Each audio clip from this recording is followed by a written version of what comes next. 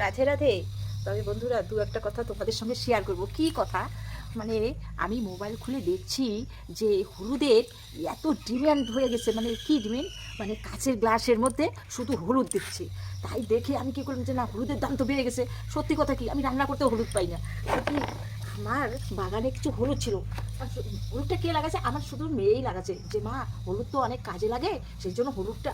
এখন দেখি যে এত হলুদের দাম বেড়ে গেছে, সেই জন্য হলুদ কী করছি কয়েকদিনের মধ্যে, এই যে কয়েকদিন আগে আর কি, আমি সিদ্ধ করে আমি ভাবছি কিছু হলুদ বিক্রি করব। এত হলুদের দাম, ও মা, হলুদের দাম শুনে আমি তো মানে হলুদ সিদ্ধ করছি, সিদ্ধ করে শুকাতে। আর এইদিকে আকাশ দেবতা কী করছে, মানে বৃষ্টি সমানে পড়ছে, আর আমার এদিকে হলুদ একদম ভিজে যাচ্ছে, মানে ভিজা ভিজা হচ্ছে। আমার তো আরও লস হয়ে গেল। মানে এইদিকে রান্না করতেও আমি হলুদ পাই না, আর এদিকেও আমার হলুদ নষ্ট হয়ে যাচ্ছে। যাই হোক বন্ধুরা, দেখতে পাচ্ছ এই যে আমি এখন হলুদটা এখন উঠাচ্ছি, কারণ বেলা চলে গেছে, এখন রৌদ্র নাই এখানে। তবে এই বৃষ্টির দিনে না হলুদটার জন্য কীরকম যেন হয়ে গেছে। যাই হোক, তোমাদের সঙ্গে কথাগুলো শেয়ার করতে তো আমার বড্ড ভালো লাগে। তবে বন্ধুরা, দেখবে যে তোমাদের যদি হলুদ থাকে না, এরকম করে সিদ্ধ করো আর শুকাতে দাও আমার মতো। সত্যি ঘরে ঘরে তো অনেকের আছে, কিছু না কিছু লোকের আছেই।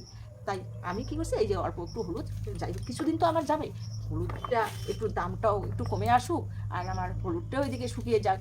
যাই হোক বন্ধুরা, আমার ভিডিওটা দেখবে, দেখে যদি ভালো লাগে লাইক শেয়ার কমেন্ট করে জানিও। এই 3 দিন থেকে মানে অম্বুবাচী চলছে, আর গাছের ফুলগুলো কত সুন্দর ফুটে আছে। সত্যি কথা, ভগবানে আমি চরণে দিতে পারছি না, সেই কষ্ট লাগছে যেন ফুলগুলো সেই ফুটে ফুটে সুন্দর হয়ে আছে আমার বাগানে। অনেক অনেক ধরনের ফুল এখানেই শুধু এসেছি। আর ওইদিকে এত জঙ্গল না, ওই জঙ্গলের মধ্যে যেতেও পারছি না। আর এখানে পিঙ্ক কালার ফুলগুলো এত সুন্দর ফুটে আছে, প্রতিদিন আমি দেই এই ফুলগুলো। আর আজকে 3 দিন থেকে যে ফুটে আছে আর ফুলগুলো দিতে পারছি না, সত্যি খুব খারাপ লাগছে। যে আর খারাপ লাগারও কথা না, আর আজকে কালকে মানে আগামীকাল দিব না, তার বৃহস্পতিবার থেকে এই গাছে ফুল দেওয়া আমি শুরু করে দিব, মানে ঠাকুরের চরণে। যাই হোক বন্ধুরা, তোমরাও তো এইরকম, তোমাদেরও গাছে এরকম কত ফুল ফুটে আছে, তোমরাও দিতে পারছো না। আর কত মনে হয় সব প্রত্যেকেরই আফসোস যে আমরা ফুল দিতে পারছি না ভগবানের চরণে। কিন্তু এটা তো নিয়ম, এই নিয়ম তো মেনেই চলতে হবে আমাদের, তাই না? যাই হোক, আর ভিডিওটা তোমরা দেখবে, আর যদি ভালো লেগে থাকে লাইক শেয়ার কমেন্ট করে জানিয়ে দিও। কেন আমি এসেছি, আমাদের পুকুরের জলগুলো না ভর্তি হয়ে কত সুন্দর বাঁশ টাস দিয়েছে আমার ছেলে।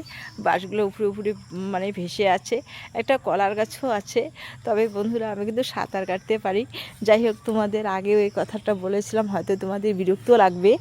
আর আর আমাদের যে বাগানে আমি চলে এলাম এখন বিকেল। যাই হোক, তোমাদের কাছে অনেক কিছু শেয়ার করলাম, অনেক বকর বকর করে ফেলালাম।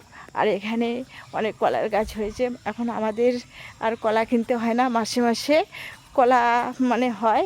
আজকে একটা এখানে দেখো বন্ধুরা, কলা পড়ে আছে, মানে এত কলা, মানে বাগান থেকে নিয়ে যায়নি, কলা পড়ে আছে।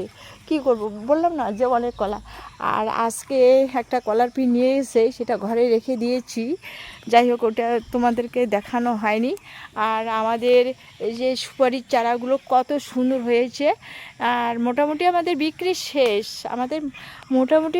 শেষ, তবে আর কিছু কিছু চারা আছে, অল্প কিছু আর লাগানো হয়েছে। এই তো ছোট ছোট চারা লাগানো হয়েছে।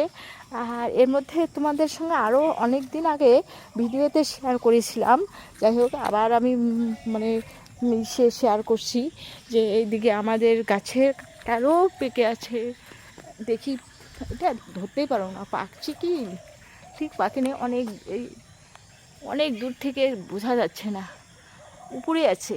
আর এখানে একটা গোড়ার একটু দিকে আছে। যাই হোক, আর এই গাছে নেই, বেশি নেই, আর ওই গাছে আছে।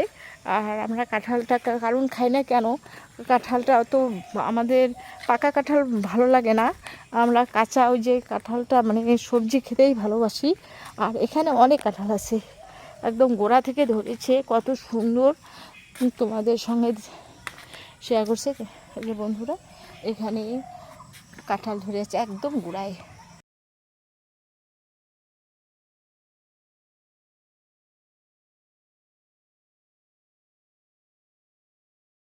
আমার ভিডিওটা দেখার জন্য অনেক অনেক তোমাদেরকে মানে ধন্যবাদ। টাটা।